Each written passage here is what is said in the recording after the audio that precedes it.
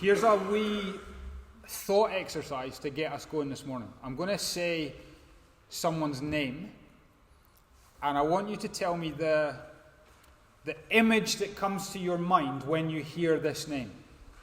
So just to be clear, I don't want you to give me a word to describe that person. I want you to tell me the image, the picture of that person that comes to mind. Okay? Here's the name. Jesus. We're in church, right? It was always going to be him. But what comes to your mind, the first picture or image of him that enters your little imagination? Salvation. Okay, that's a word though. I want to think of a picture of him, an image of him that comes to mind. Arms wide open, okay. Joy? On the cross. Glowing with light. Glowing with light. Okay, interesting. Lamb. Anyone else?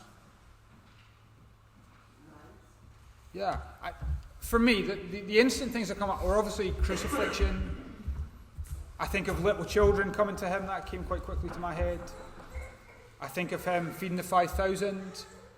I think of him with that Samaritan woman at the well.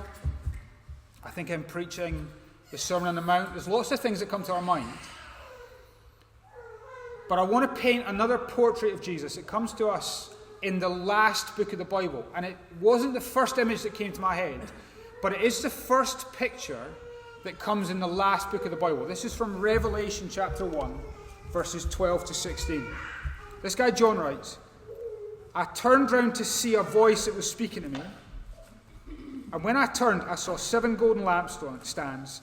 And among the lampstands was someone like a son of man, dressed in a robe, reaching down to his feet, and with a golden sash round his chest. It's a picture of Jesus. Listen to the description. The hair on his head was white like wool, as white as snow.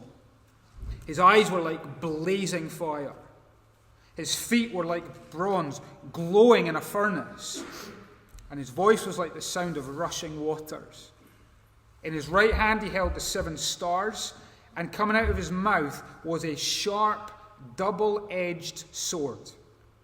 His face was like the sun, shining in all its brilliance. Here's the portrait that we're given of Jesus. He is the warrior who is going to war. He is the shining sovereign with a sharp sword. And this blazing, glowing, shining portrait of Jesus is given to Christians in Revelation because they are being subjected to brutal suffering. See, what's happened is the same people who pierced Jesus with a spear on the cross are now pursuing Jesus' church with spears. That is why they are given this picture of Jesus, the warrior who is going to war for them. That's the first picture in the book. And by the end of the book, they will have watched as this warrior Jesus has used his absolute authority to wield his double-edged sword and deliver them from every single authority that would do them harm. And he will have wielded that double-edged sword to bring them into his kingdom of perfect peace. Do you see the portrait of Jesus? He is the blazing warrior who enters war to bring people into peace. And we need that portrait of Jesus, don't we? We've maybe got quite used to Jesus gentle and lowly, and he is that. But for people who are suffering and subjected to evil people and powers, we also need a Jesus who is powerful and exalted. So in that last book of the Bible, Revelation, the portrait is painted of him in blazing, glorious, shining colours. You are seeing him in unbelievable clarity. But what I want to show you from Judges is that the book of Judges is painting the same portrait of Jesus. Now, it's not in the same glorious colours and crystal clear detail. It's more of a kind of a sketch with a pencil. You don't get the same splashes of colour. It's more of an outline. But Judges is trying to paint for us a portrait of Jesus and who he is and what he does. We've done the intro to the book over the last 2 weeks. The next section of the book is going to tell the stories of 12 deliverers who God sends to rescue people from their slavery. Now, let me give you some warnings. Some of these 12 deliverers that God sends are very weird. Some of them are very weak. Some of them are very wicked. But all 12 of them are like a pack of 12 wonky pencils that God uses to draw a portrait of the perfect warrior, Jesus. And this morning we're going to track the first 3 of these deliverers. A guy called Othniel, a guy called Ehud, and a guy called Shamgar. And I want us to see God using wonky pencils to draw the perfect warrior. Okay? So we're just going to track through the 3 stories. And we're going to see again, this cyclone of chaos is like repeated cycles in a downward spiral. So if you've got your Bible, have a look at Judges chapter 3, and we're going to read from verse 7. We meet this guy Othniel. So we read, "The Israelites did evil in the eyes of the Lord. They forgot the Lord their God and served the Baals and the Asherahs." Now we need to remember the kind of how God has set the cycles up in Judges. He's told us that when God's people don't have a leader who serves God, they very, very quickly begin to serve idols. If you remember the first word of the book, after Joshua died, they're leaderless. And the last phrase of the book, chapter 21, verse 25 says, "There was no king in Israel, everyone did as they saw fit." Or a better translation is, there was no king in Israel, everyone did what was right in their own eyes. See, when there's no leader, what functionally happens is everyone becomes their own leader and they do what's right in their own eyes. That's actually a pretty good description of our culture. We all do what's right in our own eyes.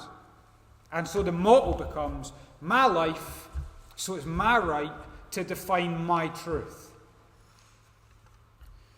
But what this book is going to show us is, when you do what is right in your own eyes, it often leads to doing evil in the Lord's eyes.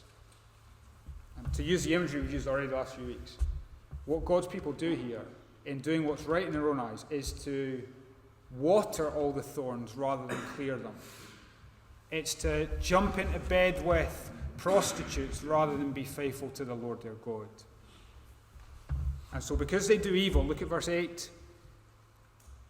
The anger of the Lord burned against Israel, so that he sold them into the hands of, try and pronounce this name, Cushan-Rishathaim, king of Aram-Naharaim, to whom the Israelites were subject for 8 years.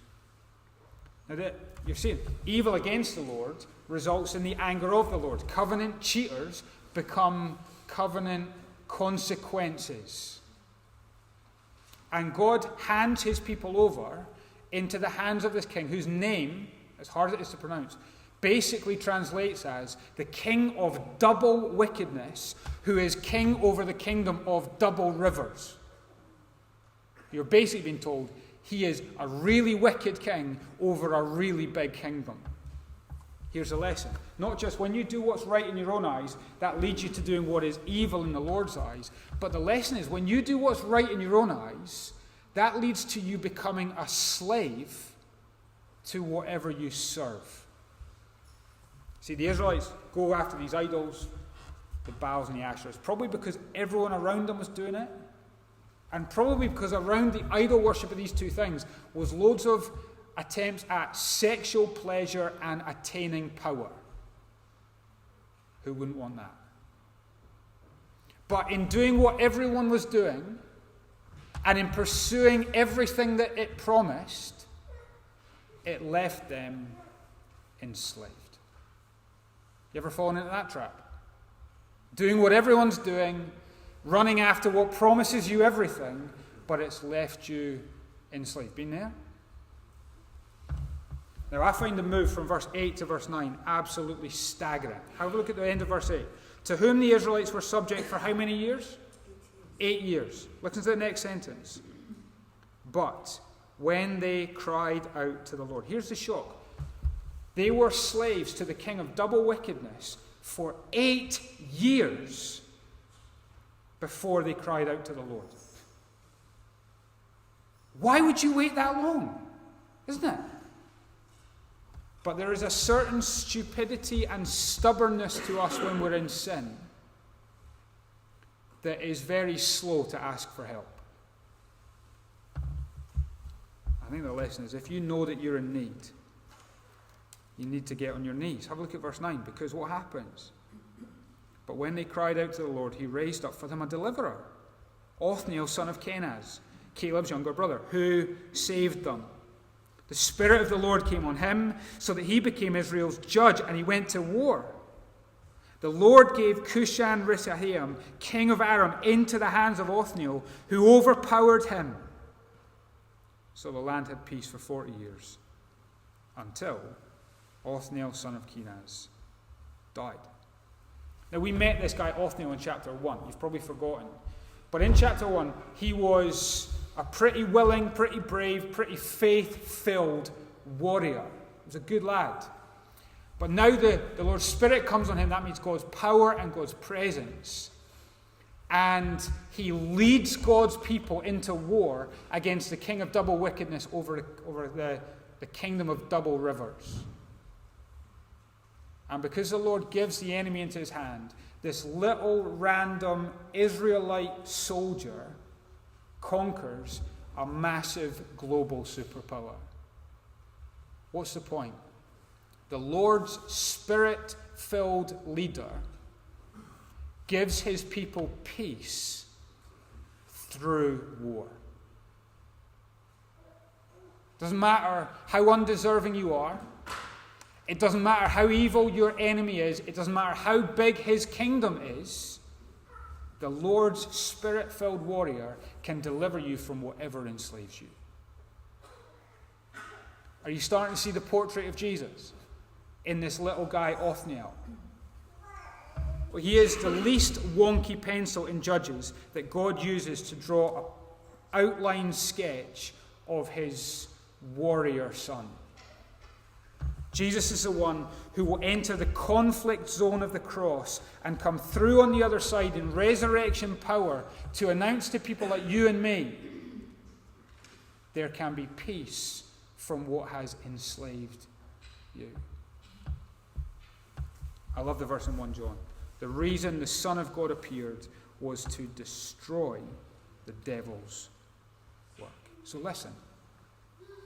If you're here this morning and you know I've done what's right in my eyes, but that's evil in God's eyes, and in doing that it's led me to become a slave to what I've been serving, please don't allow yourself to be stubborn so that you end up serving the same thing for another 8 years. You cannot deliver yourself. But if you cry out to the Lord, he will send his Spirit-filled warrior to bring you peace by entering into the war of his cross. You could cry out to him today and no peace. Now we need to keep going. Let's go into the second judge. This guy's called Ehud. And you're going to see the pattern happen again. This is an unbelievably tremendous story.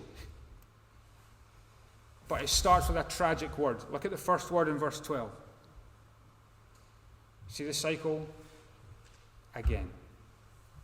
Again, the Israelites did evil in the eyes of the Lord. Same script. You do what's right in your own eyes, that will lead you to do what's evil in the Lord's eyes. And because they did this evil, the Lord gave Eglon, king of Moab, power over Israel. Getting the Ammonites and the Amalekites to join him, Eglon came and attacked Israel, and they took possession of the city of palms. That's another name for Jericho, where Rahab was redeemed from. The Israelites were subject to Eglon, king of Moab, for how long this time? 18 years. Same script. Doing what is right in your own eyes leads you to becoming a slave to whatever you serve. Look at verse 15. Again, the Israelites cried out to the Lord. It only took them 18 years this time. And, cycle, he gave them a deliverer, Ehud, a left-handed man, the son of Gera the Benjamite. That left-handed detail is crucial for the story, right? So hold on to Ehud's left hand. Watch what happens next. The Israelites sent this guy Ehud with tribute to King Eglon, king of Moab. Now, Ehud had made a double-edged sword about a cubit long. That's about the length of your fingertips to your elbow, about 18 inches, which he strapped to his right thigh under his clothing. So, right thigh, because if you need quick access to your shiv, you go bang, you're in the game, okay? So, left-handed back then was pretty unexpected, which meant in security pat-downs, a left-handed soldier's right thigh probably would have gone undetected. You pat them down here. You see the kind of crucial aspect of the story. Let's keep going. Verse 17. This is where the story starts to become comical. Look at verse 17. He presented the tribute to Eglon, king of Moab, who was a very fat man. It's not particularly politically correct, is it?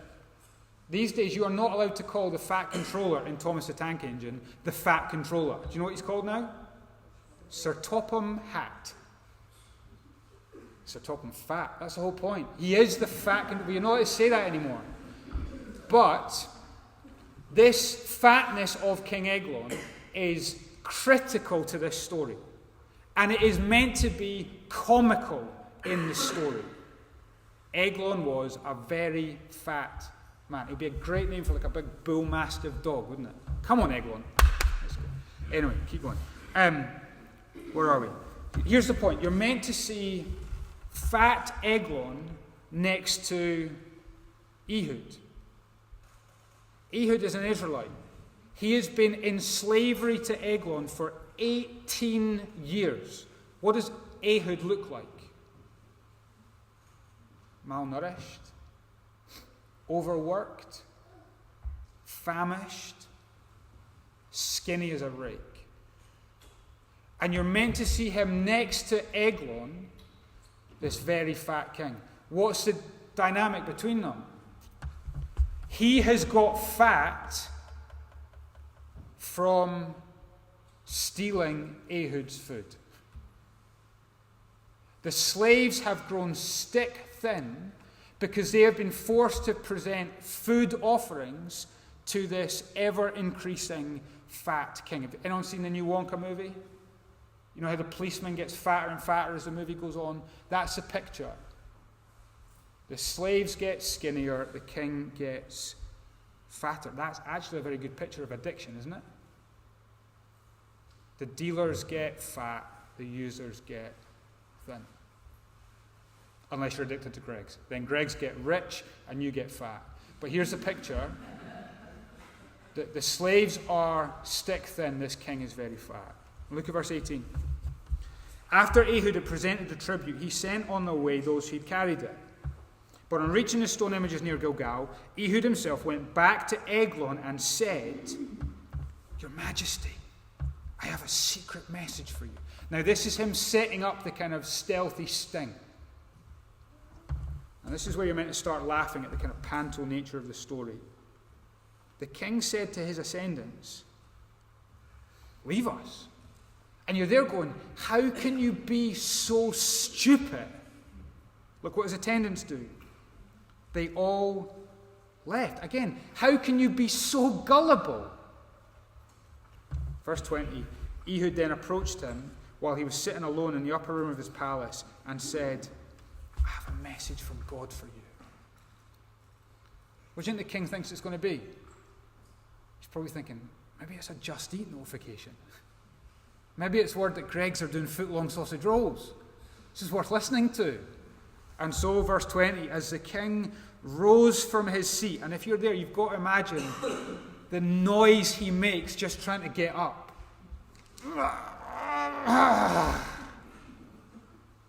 Verse 21, Ehud reached with his left hand. He drew the sword from his right thigh and bang! Plunged it into the king's belly. The skinny slave with a shiv of a sword right in the guts of a king. And again, this is a bit where little boys are allowed to giggle and big boys who have still got little boys' senses of humour. Look at verse 22. Even the handle sank in after the blade, and his bowels discharged. Ehud did not pull the sword out, and the fat closed in over it. He's so fat his belly eats swords. And you're left with this picture just of a room full of fat and blood and jobby everywhere. His lardness has become a lump, and the skinny slave has become a saviour. You are meant to laugh at this lardy Lord. What a mess. It gets funny. Verse 23, Ehud went out to the porch, shut the doors of the upper room, and behind him they locked them, so he makes his escape. After he'd gone, the servants of the king came and found the doors of the upper room locked. They said, he must be relieving himself in the inner room of the palace, i.e., he's on the bog. You've got to feel for these poor servants. They must have just got so used to this fat king taking ages on the pan, used to the smells. And if you look at verse 25, they waited to the point of embarrassment. It is an awkward thing when someone goes to the toilet in your house and they've been there a while. When's it acceptable to go and knock the door and just go, are you all right in there? But when he did not open the doors of the room, they took the key and unlocked them. You can imagine them going, who's going to go in first? And there they saw their Lord fallen on the floor, dead. Verse 26, while they waited, Ehud got away. He passed by the stone images and escaped to Sariah. When he arrived there, he blew a trumpet in the hill country of Ephraim. And the Israelites went down with him from the hills, with him leading them. The little slave, this wee skinny slave, has become a leader of God's people. Verse 28, follow me, he ordered, for the Lord has given Moab, your enemy, into your hands. So they followed him down and took possession of the fords of the Jordan that led to Moab. They allowed no one to cross over. At that time, they struck down about 10,000 Moabites, all vigorous. That word is actually the word stout, chubby. It's not just the king who got fat off their slavery. All of the king's soldiers had. Stout and strong, but not one of them escaped. Verse 30, that day Moab was made subject to Israel, and the land had peace for 80 years. Here's another portrait. The Lord's spirit-filled warrior brings his people peace through war. And we could make the same applications about Ehud as we did about Othniel. You need Jesus to be your warrior deliverer. You need the weak slave who unexpectedly deals a death blow with his double-edged sword into the guts of Satan and sin and hell and death. And Jesus is that. But I think there's another application that we need to hear that is hidden in all the comedy. See, you are meant to laugh at fat King Eglon. You are meant to mock him. His fatness is funny. But why? When God tries to make you laugh in the Bible, and he does it quite a lot, what you realize is that his comedy is a double-edged sword. So at first it seems like fat King Eglon is the laughing stock.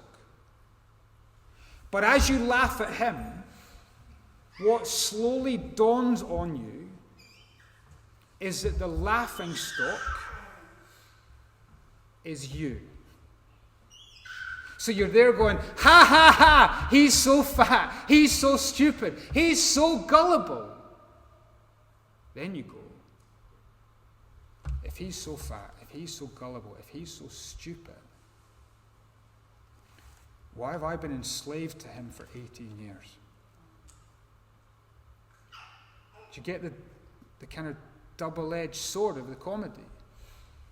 If he is so laughable, how can I have been subject to him for so long? Who's the idiot now? Suddenly the sword is piercing me, it's cutting me to the heart. He's got fat off my foolishness.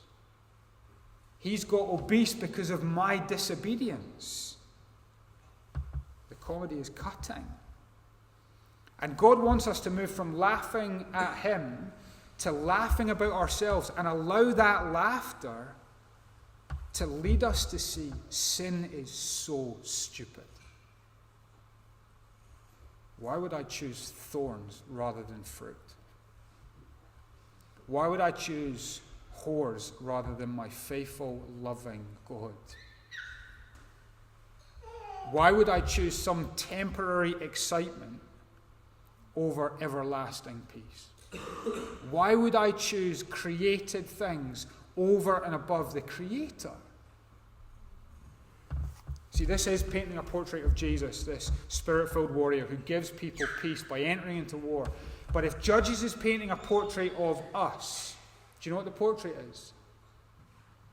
It's a picture of fat King Eglon, his royal lardness, sat on his lavy, and on the floor, amid the splashes and the smells, are slaves like us, shackled round the neck and being held by him like a leash.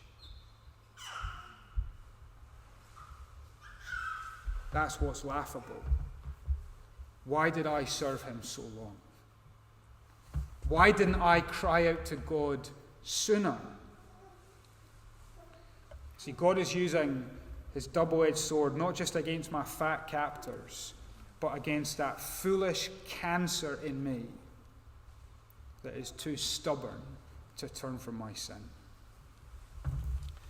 What I didn't realize this week is there's another hint to our stupidity. Ehud's name has a meaning. Ehud's name means, where's the majesty? It's a question. Where's the majesty? Where's the thing? Where's the person that is worth living my life for? Where's the majesty? And the answer to the question is not in this fat king. The answer for us is not in career, not in cannabis, not in cash, not in clothing, not in cars, not in competitions, not in comfort, not in children. Where is the majesty? It's in Christ. That's why we need this portrait. He is a king who's majestic. He is a warrior who's worthy. And he uses the unexpected weakness and servitude of dying on a cross to take what has enslaved me and bring it in subjection to him. He is the unexpected one who turns my poverty into peace. And we need to allow our laughter at our own misery lead us to the majesty of Christ. You need to cry out to him today. Right, last one, number 3.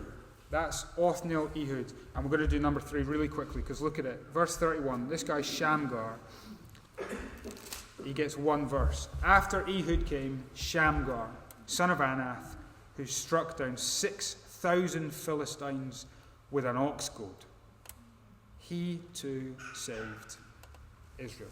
The only thing we know about Shamgar is his name. And his name tells us that he doesn't come from Israel. He was an outsider. To save God's people, he has to use a foreigner. Now, we've said Judges is this cycle where a cyclone of chaos, that everything gets worse. The book starts bad, it ends even more badly. And I think you see that descent into chaos, even in these kind of three judges, deliverers. Othniel is drawn by God, an Israelite who's given us a kind of picture-perfect model deliverer. Ehud is then drawn with a slightly more wonky pencil. He's a kind of sly assassin who works in the kind of shadowy greys of what's right and wrong.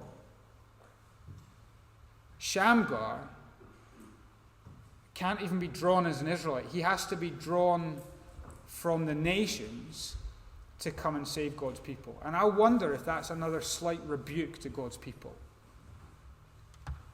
Could it be that the Lord has to use a leader from outside of God's people because there were no leaders within God's people? Remember, that's the jeopardy of judges. Leaders die. And when we're leaderless, we're vulnerable. And so the question Shamgar asked of Israel, of us as God's people, is, where's all the leaders? That's the question that we're trying to answer in things like GCC Next Gen that is meeting tonight. Where's the next Sunday school teachers, Bible study leaders, elders, deacons, assistant pastors going to come from? Are we going to have to go and find a Shamgar somewhere at Charlotte Chapel or Niddrie or 20 Schemes or America? Or will someone from within step up and say, God, use me? But that's the question Shamgar asks. Where's all the leaders? And I want to just let that question hang.